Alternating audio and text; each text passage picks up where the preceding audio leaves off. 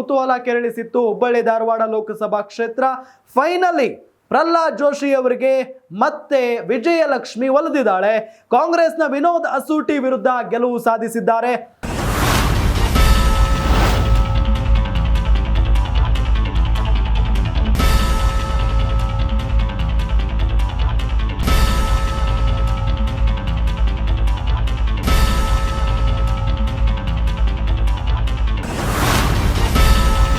ಸತತ 5ನೇ ಬಾರಿಗೆ ಗೆದ್ದು ಬೀಗಿರುವುದು ಪ್ರಹ್ಲಾದ್ ಜೋಶಿ ಅವರು. ಸತತವಾಗಿ 5ನೇ ಬಾರಿಗೆ ಮೋದಿ ಸಂಪುಟದಲ್ಲಿ ಪ್ರಹ್ಲಾದ್ ಜೋಶಿ ಸಚಿವರಾಗಿದ್ರು. ಪ್ರಹ್ಲಾದ್ ಜೋಶಿಗೆ ಬಹುಪರಾಕ್ ಅಂತ ಹೇಳಿದ್ದಾರೆ ಹುಬ್ಬಳ್ಳಿ ಧಾರವಾಡದ ಜನ. ಜೋಶಿ ವಿರುದ್ಧ ಸ್ಪರ್ಧೆಗೆ ತಯಾರಾಗಿದ್ರು ದಿಂಗಾಲೇಶ್ವರ ಶ್ರೀಗಳು. ಜೋಶಿ ಅವರನ್ನ ಯಾವುದೇ ಕಾರಣಕ್ಕೂ ಗೆಲ್ಲೋದಕ್ಕೆ ಬಿಡಬಾರದು ಅನ್ನೋ ನಿಟ್ಟಿನಲ್ಲಿ ದಿಂಗಾಲೇಶ್ವರ ಸ್ವಾಮೀಜಿ ಬಂಡಾಯ ಅಭ್ಯರ್ಥಿಯಾಗಿ ಸ್ಪರ್ಧೆಗೆ ಇಳಿದಿದ್ರು. ಕೊನೆ ಗಳಿಗೆಯಲ್ಲಿ ನಾಮಪತ್ರವನ್ನ ವಾಪಸ್ ಪಡಿತಾರೆ ಶ್ರೀಗಳು. ಅಕಸ್ಮಾತ್ ಆಗಿ ದಿಂಗಾಲೇಶ್ವರ ಶ್ರೀಗಳೇನಾದ್ರೂ ಕಣದಲ್ಲಿ ಇದ್ದಿದ್ರೆ ಜೋಶಿ ಅವರ ಗೆಲುವು ಇಷ್ಟು ಸುಲಭ ಆಗ್ತಾ ಇರಲಿಲ್ಲ. ಯಾಕೆ ಅಂತ ಹೇಳಿದ್ರೆ ಲಿಂಗಾಯತರ ವೋಟ್ ಬ್ಯಾಂಕ್ ಎಲ್ಲ ದಿಂಗಾಲೇಶ್ವರ ಶ್ರೀಗಳಿಗೆ ಹೋಗ್ತಾ ಇತ್ತು. ಹಾಗಾಗಿನೇ ಕೆಲವೊಂದು ಕಡೆ ಅವರು ಕೊನೆ ಗಳಿಗೆಯಲ್ಲಿ ನಾಮಪತ್ರವನ್ನ ವಾಪಸ್ ಪಡಿತಾರೆ. ಅದು ಕೂಡ ಇವರಿಗೆ ಪ್ಲಸ್ ಪಾಯಿಂಟ್ ಆಗುತ್ತೆ. ಶೆಟ್ಟರ್ ಅವರನ್ನ ವಾಪಸ್ ಬಿಜೆಪಿಗೆ ಕರೆ ತಂದಿತ್ತು ಜೋಶಿ ಅವರಿಗೆ ಆ ಕ್ರೆಡಿಟ್ ಹೋಗುತ್ತೆ. ಹಾಗಾಗಿ ಆ ವೋಟ್ ಬ್ಯಾಂಕ್ ಕೂಡ ಜೋಶಿ ಅವರಲ್ಲೇ ಉಳಿಯುತ್ತೆ. ಶೆಟ್ಟರ್ ವಾಪಸ್ ಬಂದಿದ್ರಿಂದ ಜೋಶಿ ಗೆಲುವು ಸುಲಭ ಆಯಿತು ಅಂತಾನೆ ಹೇಳಲಾಗ್ತಾ ಇದೆ. ಜೊತೆಗೆ ಎಷ್ಟು ವೋಟ್ಗಳನ್ನ ಪಡೆದುಕೊಂಡಿದ್ದಾರೆ ಹಾಗಾದ್ರೆ ಜೋಶಿ ಅವರು?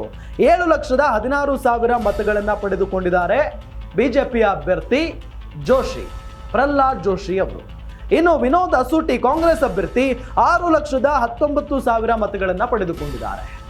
ಅಂದ್ರೆ ದೊಡ್ಡ ಅಂತರದ ಗೆಲುವನ್ನ ಇಲ್ಲಿ ಬಿಜೆಪಿಯ ಅಭ್ಯರ್ಥಿ ಸಾಧಿಸಿದ್ದಾರೆ.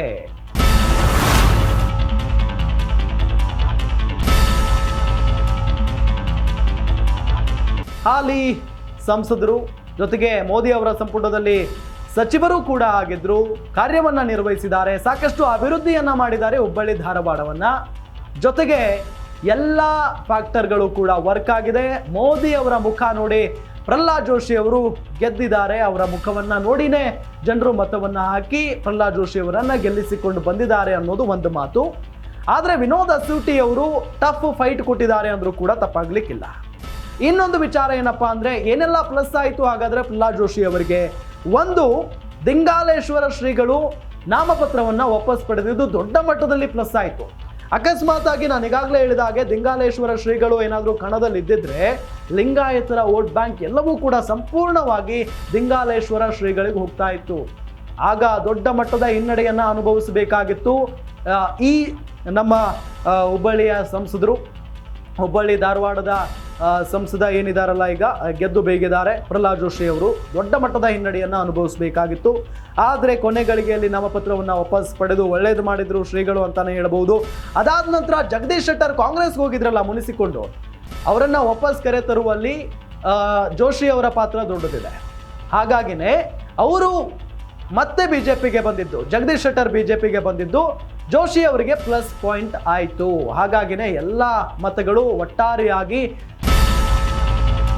ಬಿಜೆಪಿಗೆ ಹೋಯಿತು. ಇದರಿಂದ ಪ್ರಹ್ಲಾದ್ ಜೋಶಿ ಮತ್ತೊಮ್ಮೆ ಸಂಸದರಾಗಿ ಆಯ್ಕೆಯಾಗಿದ್ದಾರೆ ಹುಬ್ಬಳ್ಳಿ ಧಾರವಾಡ ಲೋಕಸಭಾ ಕ್ಷೇತ್ರದಿಂದ.